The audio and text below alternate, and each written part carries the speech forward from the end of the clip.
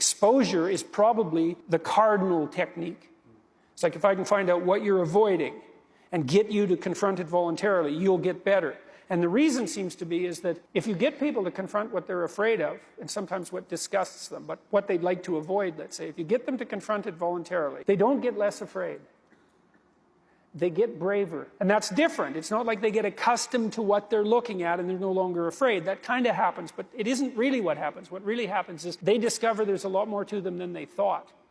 And so they're not as easily intimidated then. And so if you run a clinical client through a session of exposure therapy, maybe they're afraid of an elevator or something like that, you get them so they'll go in the elevator, and sometimes they're often women, because women have anxiety disorders more often than men. One of the unintended consequences of that often is they'll go home and have the fight with their husband that's been brewing for 30 years.